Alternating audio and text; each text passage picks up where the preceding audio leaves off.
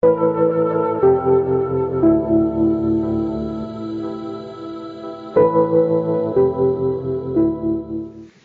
next speaker today, our next speaker this morning, is somebody who is one of the few people to have studied at both Oxford and Cambridge and to have come out of it alive. He then used all of the things he's learned for the service of society. He is a specialist in transmedia, in media and entertainment, but he uses this to create stories for social good. The best compliment I can give him is that he is a professional storyteller and for the good of the world. Please give a very, very warm welcome to Adipat Verdi. Yes, you can hear me, yeah. Thank you very much for that introduction. So, je voudrais faire ma présentation en anglais, s'il vous plaît. So I'll continue in English, if that's okay with everyone. So what I'd like to talk to you about today is not the last presentation. Is the power of storytelling to engage audiences. But before we get into the sort of technicalities of this, let me tell you a story, because that's what we're here to do. So let me introduce you to Devika. So Devika, a 15-year-old Indian girl, she lives in London. She's by herself. She ran away from home when she was very young, and she's fighting her way around the streets of London trying to survive. So let me introduce you to somebody else. This is Pavel. Now, he's a 35-year-old man. Some would consider him to be Devika's best friend. But key is, he's also her pimp. So what he uses Devika to do is to go out, pimp her out, make money from her, and exploit her in any way that he can. So he spends a lot of his time drinking, in bars, relating to other people, trying to sort of sell Devika to these other guys and see what ways he can take advantage. Because Devika lets him, she doesn't know any other way. He gets into fights, he gets thrown out, but he keeps going. And at the end of the day, he takes all of this out on Devika. But again, she has nowhere to go. The only relationship she has is with Pavel, so she sticks with it. But one day, with a realization that this is not the life that she wants, she decides to run away. And she takes that action because, you know, it's just not something that she wants to be a part of. So what she does is she takes refuge on the London Underground. She calls the one or two few people that she knows that are her friends, and she makes a run for it. She spends months on the corridors of the London Underground, alone, trying to find out what her life means, where she can go. And as she grows up, she again tries to establish her life. But all the time, all she's waiting for is for her past to catch up with her. That's all she's ever scared of. That's all she's ever worried about. And even though she makes new friends, these thoughts are always in the back of her head. But her past, unfortunately, does catch up with her. And what happens is there is a situation where she cannot escape anymore. She can't go and get refuge with anyone else. So all she can do is to take any desperate measures that she can. She gets the car that she sort of managed to buy. She makes a run for it. And in those moments where she's trying to realize, what can I do with my life? Where can I go? She loses control and she dies. That's the end of a life. So I just want to reflect on that for 1 minute. Why is it that she was running away? Who was she running away from? So here's the thing. She wasn't running away from some sort of cartel or some organization that was trying to kill her or sell drugs. She was running away from her family. Because her family, when she was 11 years old, forced her into marriage. And when she refused to be forced into marriage, she decided to run away. Because her own family wanted to kill her in the name of honor. So, why are we talking about this today? So let me just start with a statistic. In 2012, this is last year, in the UK alone, there were 17,000 cases of honor-based crime. 17,000, right? And what this means is that this problem is very pervasive, it's prevalent. But I'm talking to an audience, and I can see lots of people here also saying, well, one, what is an honor crime? Two, what does this mean? And how can we actually make this make sense? Who knows about this? So there's an awareness problem. So I'd like to draw your attention to that first. So just to take that a bit further, across the world, the number of forced marriages is increasing year on year, despite government policies also increasing year on year. So if we think about that, what is the problem? Is it a problem that we don't understand? Is it a problem that we can't actually deal with? Or is there something here about communicating what this problem is? Who is the audience for this problem? Who can actually make a difference? And how can we tackle that? So the themes, I suppose, the issues that we're dealing with are issues of religion, culture, society, and this thing that we're calling honor. And I'd just like to take a moment to just sort of discuss that. Honor. In our society, in the West, honor is a very positive, creative, noble emotion. It's a noble way of life. It's something that we use to provide unity. But in a whole part of the world, honor is a destructive force that actually takes lives away and actually gives us something that is creating division. It's creating a hierarchy whereby a patriarchal society feels it's okay to take away the rights and the privileges of women. And I suppose the point here that I'd really like to touch on is the point of choice. You know, we all in this room have choice, and we were talking about this last night as well. There's a lot of choices that we all make every day. But how many of us in this room can also choose the choices that we make? And that's what I'm talking about here, is that we all we can choose the choices that we make, but a lot of these people can't. So how do we tackle that? How do we think about that? And before we go further, this isn't a piece about activism. I'm not trying to sit here and talk to you about propaganda. What I really want to talk about is this notion of awareness. How can we use something as passive as education, entertainment, and create something which is mutually beneficial and actually make a difference? I would argue that the key to that is how the audience is changing. And that is what we need to sort of take into consideration, especially from the last talk and some of the other sort of conversations that have been happening at this conference. What the audience is and how we relate content to the audience and its changing nature is the key to what we're here to talk about. So I would argue that there are multiple shifts in how we create audience engagement, and I'd like to share 4 of the key ones with you.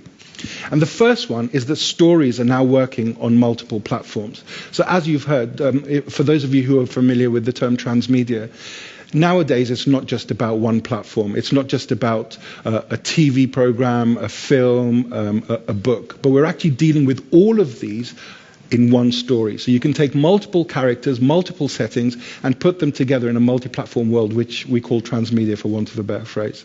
So that's the first shift. Now, the second shift is about bipolar engagement. So what do I mean by that? At the moment, you guys are sitting in the audience, you're quiet, you're listening, I'm imparting some information, and that linear transaction is what we've known so far. However, as we move forward, more and more people in the audience are starting to talk to one another. So now you guys are tweeting, there'll be some Facebook posts, there'll be all sorts of other information that's being shared amongst you. So that relationship is changing. But the other thing that's happening is, I'm not just giving a talk. My presentation is actually out on another platform. You can Google some of the other things that I've done, and you can actually look up honor crimes while you're sitting in that seat. So what's happening is that the audience, you guys, are able to impact and influence what I'm saying, what I'm doing, and how I'm doing it. So what the shift that's happening here is that there is a bipolar engagement. That relationship between audience and content is shifting, and it's becoming multi-directional. Now, the next shift is if that is happening, what do you call a story? How do we engage with content?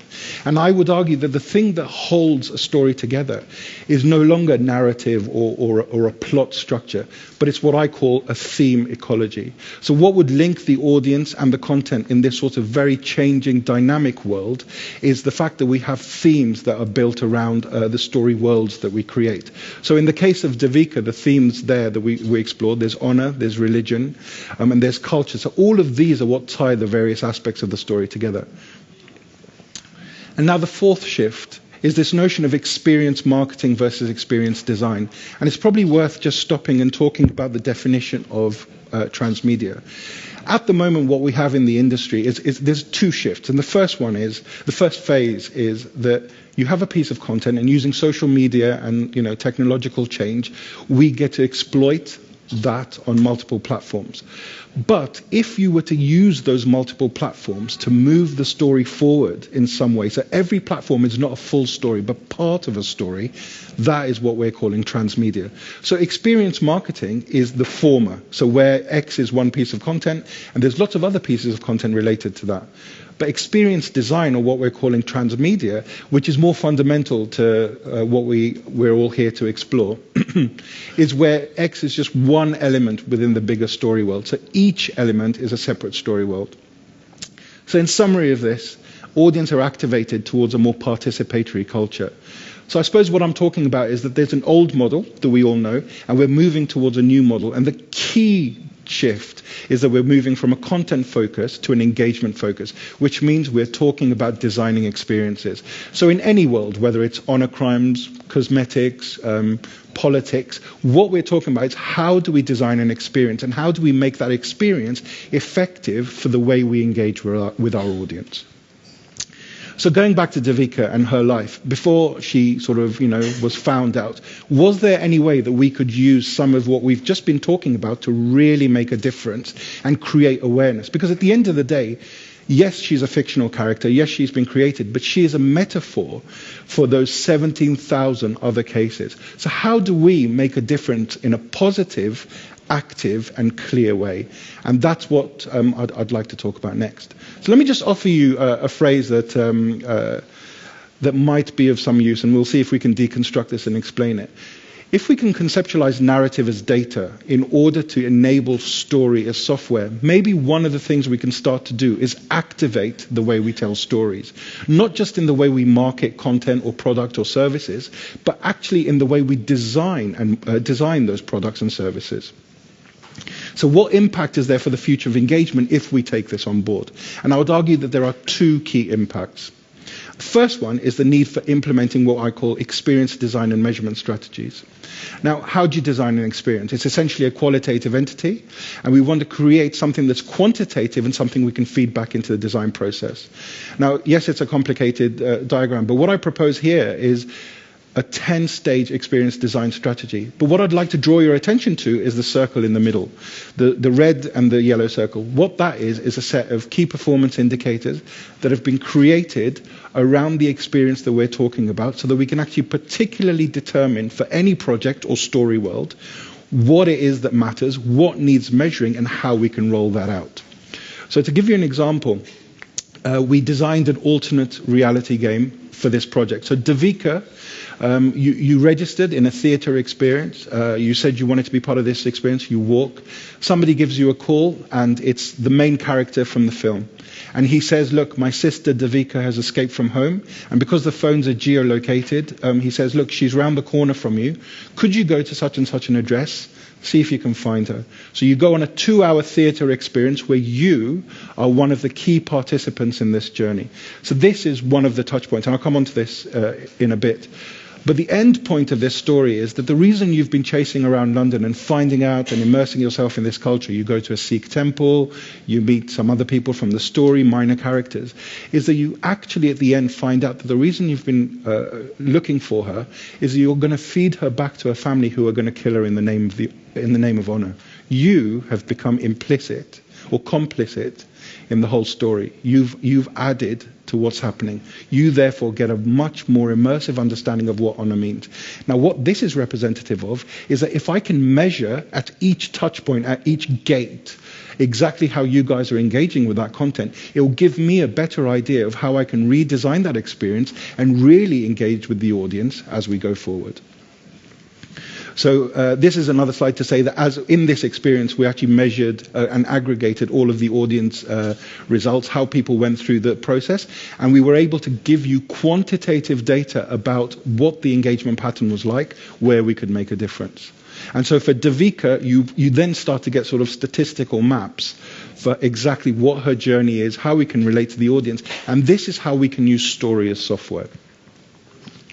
So the second impact is the value of big data and its impact on brand awareness. Now, big data is one of those terms we're all using. We all think we know what it means, but it's just one of those things we're all still learning. So I picked this up as a definition. I'm not going to take you through all of it, but The key thing I'd like to draw your attention to is this notion of the fact that society needs to shed causality in exchange for simple correlations. So we at the moment are in a mindset of always trying to understand the why. So why is this perfume not being bought? Or why is this political policy not being upheld? Or why are honor crimes happening? But actually, if we concentrate on what is actually happening and collect that data, that is a better parameter for how we can make change in terms of actions that we can actually take in the way that we engage with our audience. So going back to Davika, what can we practically do and actually sort of put through in terms of using all of this information? So the first thing we did was create a big data map. Each of these areas is where a point of engagement for the audience was created. I mean, it's not important that you read the words. It's important how many different facets of one story world there were that we could explore. Second, we hired a massive disused warehouse, and we got people, key thinkers in honor. We actually got people who had gone to prison for honor crimes, who had now reformed, were doing really good political work. We had survivors of honor crimes, we had politicians, we had all sorts of other business people, and we asked them to talk about the notion of honor. What does that mean to them? We got them to write on walls, we got them to talk, we got them to record video, and all of that big data, the social graphing data that we got, allowed us to really then maximize the potential of the stories that we could tell to engage with our audiences. And yes, we can do the usual. We can set up Facebook pages and Twitter accounts, but the difference is that this is now targeted. It's not just a case of a macro ideal. Let's set up a Facebook page. It's about what is that Facebook page going to do? Who is the audience, and how can we utilize it in the wider perspective of the story we're telling? So again, we made a TV series about Davika and her plight so that we could tell this story. But all the time, it was about what can we do to make a difference. And the difference is that you've got to do real world stuff. This isn't all online. Like in the example that I gave you, we created an experience that you could engage in and physically participate in. But also online, we created Twitter accounts for all of our key characters. We mapped out what their relationships were in the story and let it out. So then the audience engaged with each of these characters, and the narrative started to organically go to where the main conversation was, where the main engagement was. And that was very powerful in determining sort of hotspots and areas where we could actually engage with our content. So here's a statistic for you that might coalesce what we're talking about. Engaging 10% of the marketing budget will give you 10 times the impact if we take on board this notion of using storytelling to create audience engagement. So going forward, what does this mean? We, as experienced designers, as product designers, as service designers, we present, we design, and we project what we want to create and put out there. But now the audience is coming back to us and saying, well, actually, this is what I think you're creating. This is what I want you to create. This is how I want to be involved in this experience. So actually closing this gap, is what this is all about. And I would argue that using Story as software and taking on board some of the things that I've shared with you allows us to close that gap. And I think for me, it's about this idea of creating and measuring experiences around the content rather than just about it, because that is where we're going to get the real value for money, and that's where we're going to get the real insight. So in terms of Davika's story, just to go back to the beginning, what all of this means is that no longer are we just looking at something and saying, what is this? Oh, it's cool, it's nice. We can actually make a difference. We can stop, we can think, we can analyze and make a difference. And hopefully, with experiences like this, we can actually stop and eradicate honor crimes. Thank you very much for listening.